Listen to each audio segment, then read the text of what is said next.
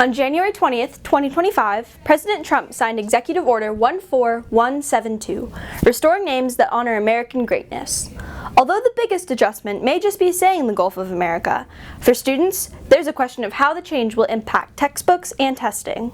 So after President Trump came to office, he issued several executive orders changing the names of certain geographic features. And so now we're in the very early days of this, but there's a lot of discussion and debate and talk about, what does this mean for cartographers, for teachers, for people, who just at some point have to talk about the Gulf of America or the Gulf of Mexico. Formerly known as Mount McKinley, the landmark Mount Denali was changed back to its original name under Trump's new policy.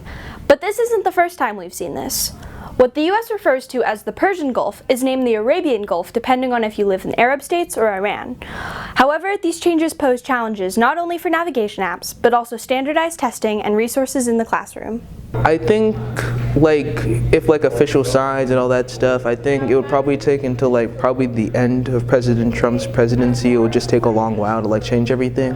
But I feel I don't think for a long time people are gonna call it the Gulf of America subconsciously. They're gonna say Gulf of Mexico because it's just been like that for hundreds of years. The name change is expected to cost millions, replacing road signs, online code, and merchandise, including the extra cost to reprint maps and textbooks, which will most likely not be updated anytime soon on campus.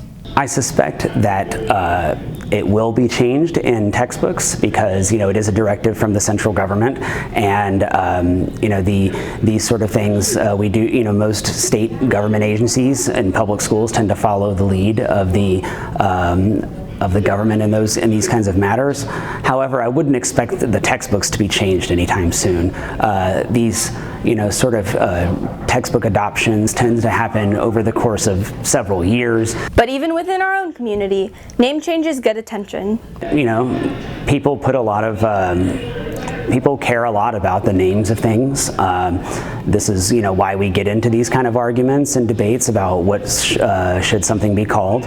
We've had, discussions in our own school district. Oftentimes, a lot of feelings and emotions tied up in these things. I feel over time, people will accept the change, but for right now, it's definitely getting used to because it's a whole name change. It's from Gulf of Mexico to Gulf of America, but I feel over time, people will eventually accept it. The ramifications of the change may go deeper than just Google Maps, and only time will tell what lasting impact these changes will have. For JAG TV, this is Riley Schosch.